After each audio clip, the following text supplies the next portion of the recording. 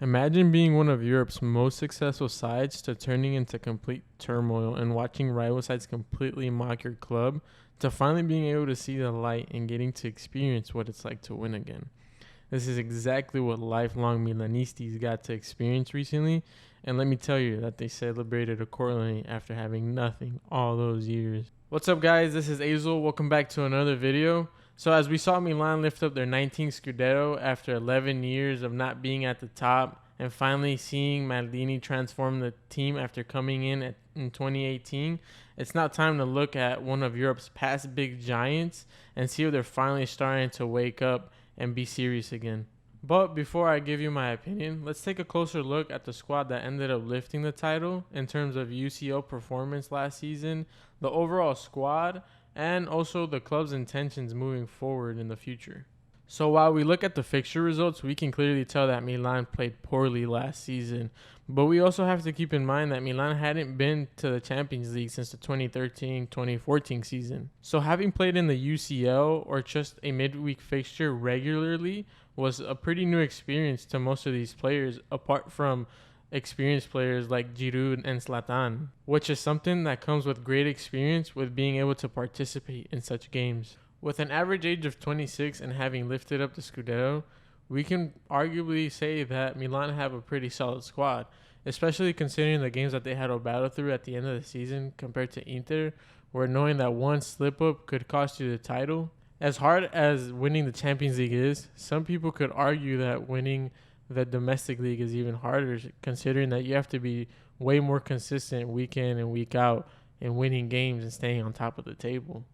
So with saying something like that, we can clearly see that this is the best Milan side they've had in a while. With Rafael Leao having a fantastic year, 14 goals, 12 assists in all competitions, most valuable player award in Serie A, their goalkeeper Mike Maignan in his first season with Milan replacing Donnarumma showcased some great performances and winning the Golden Glove in Serie A with 17 clean sheets. Fikayo Tomori showing why Maldini was so confident in bringing him to Milan from Chelsea, as he showed his quality and while arguably being their best and most reliable defender this season, while they dealt with some injuries in his position. Can't forget to mention Tonali, who found his stride in his second season with Milan, Theo Hernandez, who in my opinion is the best left back in Serie A, and plenty of others who had fairly good to decent performances in Milan's past season, such as Giroud, Kalulu, Brahim, Zlatan. We get the point. They're clearly the champions of Italy for a good reason.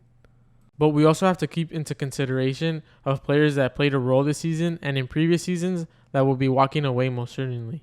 For example, Frank Kessie is reportedly leaving on a free to Barcelona and leaves a spot in the midfield vacant for AC Milan.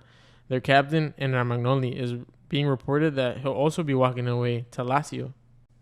While we don't know for certain if there's going to be more exits, if anybody followed Milan closely last season, it's very obvious that they need more squad depth. For example, they could use some help in the right wing. They could use somebody to compete with Brahim Diaz, who wasn't Milan's brightest player last season, with many people expecting him to be, especially with inheriting the number 10. And especially not to forget, also adding another center back wouldn't hurt. If you want to compete not only in Italy, but in Europe as well, squad depth is needed, and everybody knows that. And with talking about squad depth, I want to go ahead and overview my next topic. And my next topic was going to be the club's intentions of progressing and improving the club. But without going on too ahead of the future, it's very important that Milan get this upcoming transfer window correct. But before getting into the transfer window, it's been officially announced by AC Milan that they're coming under new ownership group, with Redbird Capital purchasing Milan from Elliott Management. And with not going too much into detail about the process, it's going to be interesting to see if the new ownership group is there just to make a profit and collect, or if their intentions are actually to build the club even further and take it to the next level. And I believe in the upcoming transfer window, we will see their true ambitions. As far as we know, though, Maldini has publicly stated to Gazzetta that they need 3 big signings to keep their progress of winning. That's a good sign, as it shows already that within the club they want to keep competing. And as far as for the new ownership, if Milan are going to truly become contenders again in Europe, it's really important that they start with the renewal of Paolo Maldini, since he's basically resurrected the club himself. So as far as being a threat in the Champions League this upcoming season, I can't say that they're going to go on to win it all. But I can for sure tell you that they're most likely do a lot better than they did previously this past season. just due to the fact that last season they were in pot 4 and they had to face tremendous teams like Liverpool and Atletico Madrid, and without having to forget Porto.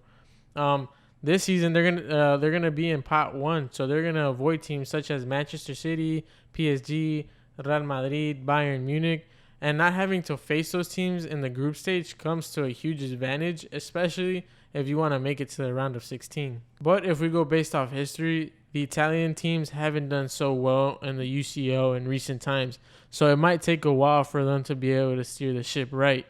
Nonetheless, let's hope that Milan are able to have a much better UCL campaign than they did this previous season, as I think it's going to be an interesting one to keep an eye on, just due to the fact of the ownership group and seeing how they progress the club moving forward. I definitely think is going to be able to tell us a lot as far as if AC Milan are going to get to a point where they do compete at the European level, just like they used to back in the day. Like always, I appreciate everyone that tuned in and listened. Till next time, guys.